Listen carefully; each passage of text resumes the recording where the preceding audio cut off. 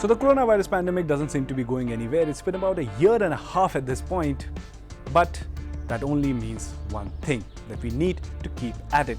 We need to keep sanitizing ourselves, we need to keep maintaining social distancing, and we need to step out only when it's absolutely necessary so that we can stay safe and we can get out of this situation as fast as possible. However, while we do all of these things, our cars are staying parked as they should be.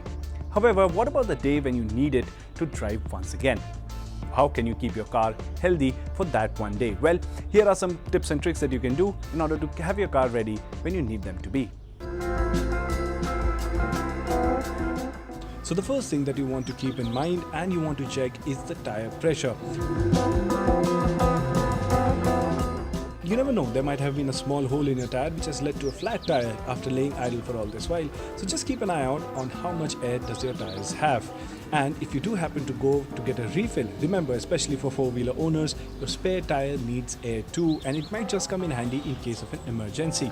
Also, another thing that you can do with your tires for both two-wheeler and four-wheeler owners is that move your vehicle around a little bit, because you don't want it to rest on the same spot of tire for all this while, because that may lead to a flat spot in your tire, and that's not something we want to be.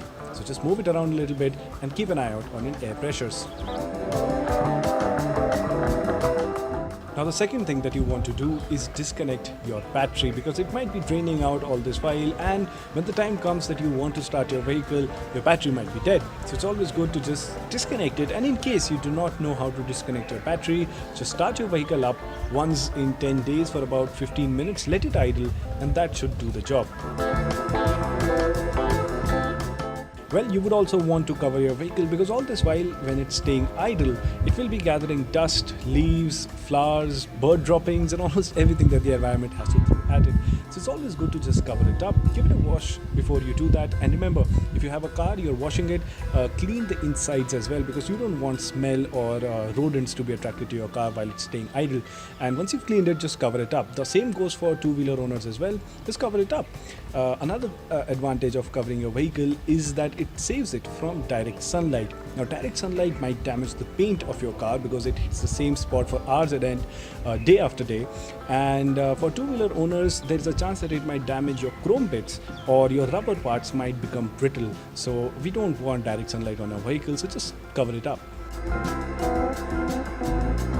Now, another thing that you would want to do is fill your fuel tanks up, because if they're partially filled or almost empty or half filled or something like that, in direct sunlight it might be picking up some condensation inside your tank, and that's not good for your drivetrain. So just fill it up whenever you get the chance. And finally, once you've done all of this, remember, just park your vehicles. And when I say park your vehicles, I don't just mean park it. What I mean is that if you have an automatic transmission enabled vehicle, put your transmission in park, or if you have a manual transmission equipped car, then just put it in a gear and release the handbrake. You don't want it engaged for such a long period of time. And if all else fails, you can put stoppers behind your tires to stop your car from rolling away. You can put something like a brick or something to just keep your car in that position. And the same goes for two-wheeler owners as well. Just park it on a double stand if your vehicle has it.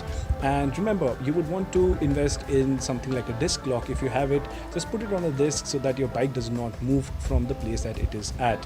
And in case you don't have disc lock, or your vehicle does not come with disc brakes, you can go the old school way, put a chain on it, put it on double stand, and have a good peace of mind about your vehicle being safe throughout the duration of the lockdown. So there you have it. These are the things that you can keep in mind to have your vehicle ready to go whenever you need it to be. But remember, these are just machines and they can be fixed once the lockdown is lifted. What's really important right now is that you take care of your own health, practice social distancing, and not really step out for something like just your vehicle unless it's absolutely necessary for you.